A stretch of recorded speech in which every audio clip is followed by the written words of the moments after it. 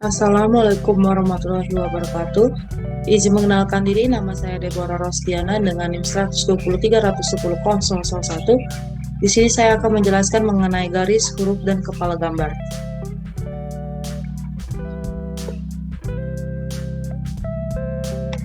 Langsung saja kita masuk ke dalam garis.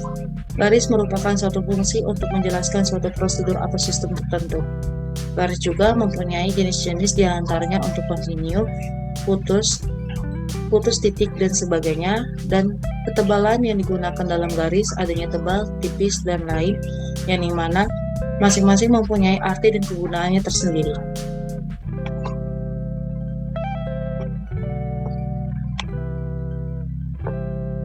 Lalu kita masuk ke dalam jenis-jenis garis dan kegunaannya. Yang pertama adalah A, tebal kontinu, mempunyai penggunaan sebagai garis benda nyata. Yang kedua adalah B, yaitu garis tipis kontinu, yaitu lurus atau lengkung, mempunyai penggunaan sebagai garis kayak potongan, garis ukuran, proyeksi, penunjuk, arsir, garis nyata pada penampang yang diputar di tempat, dan garis sumbu pendek. Lalu adanya C dan D, yang dimana garis tipis kontinu bebas dan garis tipis kontinu zigzag mempunyai penggunaan sama seperti C dan D ini, yang diantaranya garis batas yang dipotong jika batasnya bukan dari garis bergores tipis. Lalu yang E adalah garis gores tebal, yang dimana penggunaannya sebagai garis gambar terhalang. Lalu adanya F, garis bergores tipis, mempunyai penggunaan sebagai garis sumbu, simetri, dan garis lintasan. Lalu yang G mempunyai keterangan sebagai garis bergores tipis yang dipertebal ujungnya dan perubahan arah, yang dimana penggunaannya sebagai garis yang menunjukkan bidang potong. Lalu yang H yaitu garis bergores tebal, yang mempunyai penggunaan sebagai garis yang menunjukkan permukaan benda kerja yang harus mendapatkan pekerjaan khusus. Lalu adanya yang I, garis bergores ganda tipis, mempunyai penggunaan sebagai garis benda atau bagian yang berdekatan, posisi alternatif, dan batas kedudukan benda yang bergerak, serta garis sistem. Lalu kita masuk ke dalam ketebalan garis. Ketebalan garis merupakan ketebalan garis yang dipilih sesuai besar kecil gambar. Standar ketebalan garis diantaranya 0,13, 0,18, 0,25, 0,35, 0,5, 0,7, 1, 1,4, 2 mm. Lalu kelompok dalam pasangan ini ada dua, yaitu 0,7, 0,5, 0,35, dan satunya lagi 0,5, 0,35, dan 0,25. Dan merupakan ketebalan garis banyak yang dipakai dua ini untuk menjadi salah satu ketebalan garis dalam menggambar.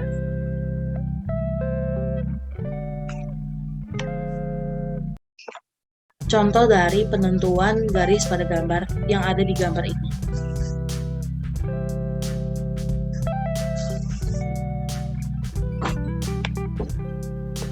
Lalu kita masuk ke dalam huruf dan angka. Huruf dan angka dalam gambar teknik ini merupakan suatu fungsi yang dipergunakan memperjelas informasi yang disajikan pada gambar.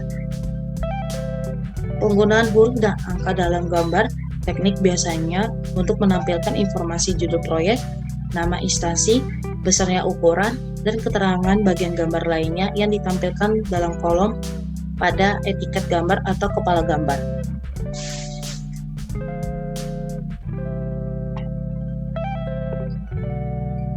Lalu kita masuk ke dalam fungsi huruf dan angka dalam gambar teknik. Di antaranya, satu, menunjukkan besaran ukuran suatu benda kerja. Yang kedua, menambah keterangan seperti gambar potongan, muka, dan bidang proyeksi. Yang ketiga, menambah catatan pada etiket gambar teknik. Yang kelima, seragam dan konsisten untuk bentuk dan ukurannya. Dan yang keenam, tetap jelas terbaca apabila diproduksikan atau digandakan.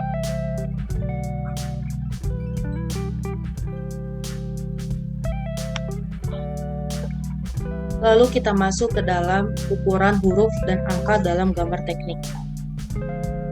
Ukuran merupakan suatu proporsional dan mudah terlihat atau tinggi huruf atau angka yang dapat diambil dari standar.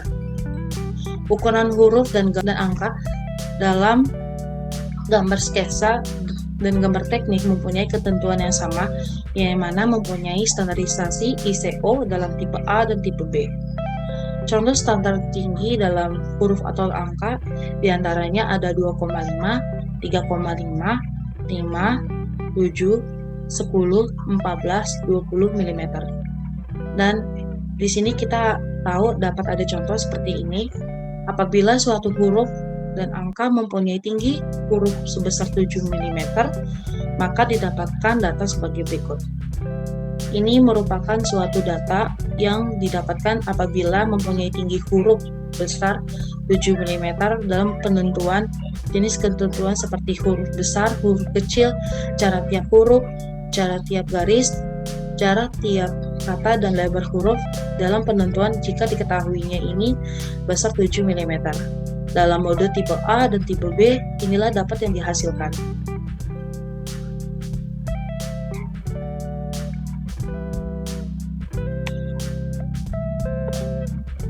Selanjutnya merupakan contoh dari huruf dan gambar. Ini merupakan saya ambil ini ada dua, yaitu mode huruf angka tegak jenis huruf ISO CPU, yang dimana ini tegak. Dan terus yang kedua ini adalah mode huruf dan angka miring 15 derajat, berarti mempunyai kemiringan sampai 15 derajat dengan mempunyai jenis huruf ISO CPU. Bentukannya seperti ini.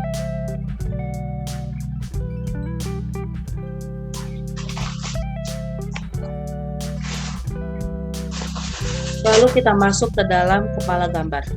Kepala gambar merupakan salah satu hal yang penting dalam gambar teknik, yang dimana berisikan berbagai informasi yang berupa keterangan mengenai gambar.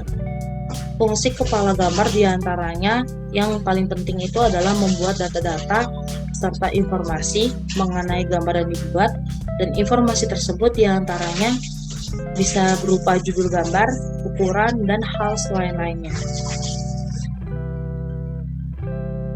Lalu kita masuk ke dalam keterangan secara umum kepala gambar.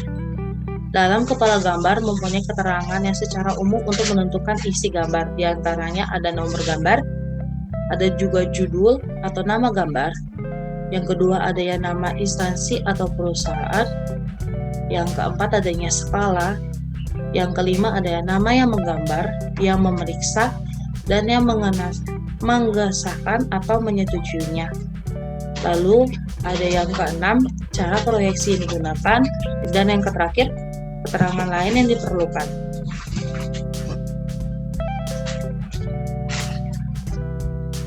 Berikut merupakan contoh dari kepala gambar. Yang pertama ini adalah mode SEM. Mode SEM ini dipergunakan untuk mata kuliah prodi mesin, yang dimana diperlukan untuk gambar ini dengan ukuran-ukurannya yang sudah ketahui pada slide sebelumnya, penentuan dari secara umum. Sedangkan yang kedua, ini adalah mode penunjukan proyeksi. Biasanya ini kita pakai dalam praktikum gambar teknik. Biasanya disebut di sini ada skala, ada satuannya, ada tanggal, ada digambar. Maksudnya digambar ini adalah penggambar, maksudnya itu kita yang gambar. Lalu ada yang periksa, ada yang disetujui, ada juga nama instansi di bawah sini dan nama judulnya, serta peringatan, dan sini nomor identitas penggambar, atau biasanya kalau kita tuh gantinya dengan nama asistensi dosennya. Lalu di sini ada nomor, lalu sebelahnya ini kalau nggak salah ada ukuran gambarnya.